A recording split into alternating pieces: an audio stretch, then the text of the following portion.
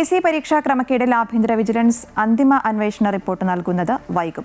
വിശദാന്വേഷണത്തിന് വിജിലൻസിന് PSC കൂടുതൽ സമയം അനുവദിച്ചു. അതേസമയം PSCയുമായി ബന്ധപ്പെട്ട അന്വേഷണത്തിൽ കേസെടുക്കുന്നതിൽ ക്രൈംബ്രാഞ്ചിനും ആശയക്കുഴപ്പമുണ്ട്. നിയമോപദേശത്തിനനുസരിച്ച് മുന്നോട്ട് നീങ്ങും. അൺഫ്ലിറ്റ് ഡിസൂസയുടെ വിശദാംശങ്ങളുമായി. അൺഫ്ലിറ്റ്, PSC പരീക്ഷാ ക്രമക്കേടുമായി ബന്ധപ്പെട്ട ഇന്ന് വിജിലൻസിന് റിപ്പോർട്ട് നൽകുന്നത് വൈകും. എന്താണ് വിശദാംശങ്ങൾ?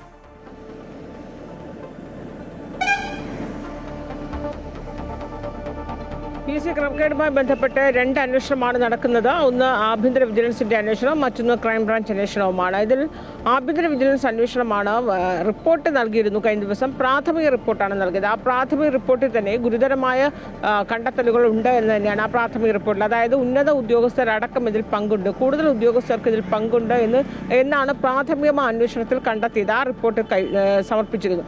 എന്നാൽ അന്തിമമായ ഒരു അന്വേഷണ റിപ്പോർട്ട് അല്ലെങ്കിൽ സമഗ്രമായ ഒരു അന്വേഷണ റിപ്പോർട്ട് നൽകണമെങ്കിൽ സാവകാശം വേണമെന്ന് PSC ആഭ്യന്തര വിജിലൻസ് PSCയോട് അഭ്യർത്ഥിച്ചിരുന്നു. കാരണം വിശദമായ പരിശോധനകൾ ഇനിയും വേണ്ടിവരും, അതിന് കൂടുതൽ സമയം വേണമെന്നാണ് പറഞ്ഞത്. അതനുസരിച്ച് PSC കൂടുതൽ സമയവും നൽകിയിട്ടുണ്ട്.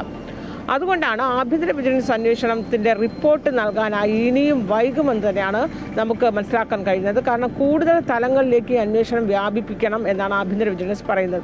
നിലവിൽ ആസൂത്രണ ബോർഡുമായി ബന്ധപ്പെട്ട പരീക്ഷാ ക്രമക്കേട് മാത്രമാണ് ആഭ്യന്തര വിജിലൻസ് അന്വേഷിക്കുന്നത്. അതേസമയം സർക്കാർ പ്രഖ്യാപിച്ച അന്വേഷണമാണ് ക്രൈംബ്രാഞ്ച്. ആ ക്രൈംബ്രാഞ്ച് അന്വേഷണത്തിൽ ഈ ആസൂത്രണ ബോർഡ് നിയമനം മാത്രമല്ല, പരീക്ഷാ ക്രമക്കേടുമായി ബന്ധപ്പെട്ട് PSCയുടെ രണ്ടാം പിണറായി സർക്കാരിൻ്റെ കാലത്ത് ഉണ്ടായിട്ടുള്ള നിരവധി പരീക്ഷാ ക്രമക്കേടുകൾ ഉയർന്നു വന്നിട്ടുണ്ട്. അത് മുഴുവനും അന്വേഷിക്കാനാണ് ക്രൈംബ്രാഞ്ചിന് ചുമതല നൽകിയിരിക്കുന്നത്. പക്ഷേ അതിൽ പ്രധാനമായും ആസൂത്രണ ബോർഡിലെ നിയമനം തന്നെയാകും പ്രധാനമായും അന്വേഷിക്കുക. അതിൽ അന്വേഷണമൊക്കെ നടത്തിയിട്ടുണ്ട്, വിവരങ്ങളൊക്കെ ശേഖരിച്ചു. പോലീസ് PSC ആസ്ഥാനത്തെത്തി തന്നെയാണ് രേഖകളൊക്കെ തന്നെയും എടുക്കുകയും ഒക്കെ ചെയ്തത്. പക്ഷേ ആ വിശദമായ അന്വേഷണത്തിനൊടുവിൽ ഒരു കേസ് FIR രജിസ്റ്റർ ചെയ്യണമെങ്കിൽ PSCക്ക് എതിരെ ഒരു FIR രജിസ്റ്റർ ചെയ്യണമെങ്കിൽ അത് ഏതെങ്കിലും രീതിയിലൊരു നിയമ തടസ്സമുണ്ടോ എന്നൊരു ആശയക്കുഴപ്പം ഇപ്പോഴും ക്രൈംബ്രാഞ്ച് ഉദ്യോഗസ്ഥർക്കുണ്ട്.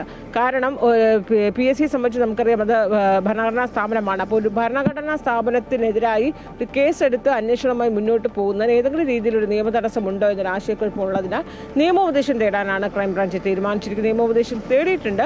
ഇനി നിയമോപദേശം ലഭിച്ചിട്ടില്ല. ലഭിച്ചതിന് ശേഷം തുടർ നടപടികളും, അതായത് കേസെടുത്ത് FIR ഇട്ട് മുന്നോട്ട് പോകുന്ന അടക്കമുള്ള തുടർ നടപടികൾ, അത് കൂടുതൽ സങ്കീർണമായ നടപടികൾ ക്രമങ്ങൾ, പ്രത്യേകിച്ച് ഒരു ഭരണഘടനാ സ്ഥാപനം. PSC സംബന്ധിച്ച് ഇതൊക്കെ ആദ്യമായാണ് ഈ രീതിയിലൊരു ക്രൈംബ്രാഞ്ച് അന്വേഷണവും ഒക്കെ വരികയും PSC ആസ്ഥാനത്ത് ക്രൈംബ്രാഞ്ച് ഉദ്യോഗസ്ഥരെത്തുകയും ചെയ്യുന്നത്. അപ്പോൾ ആ രീതിയിൽ ഈ രേഖകളൊക്കെ നൽകുന്ന കാര്യത്തിൽ പോലും PSC യോഗം ചേർന്നാണ് തീരുമാനമൊക്കെ എടുത്തത്.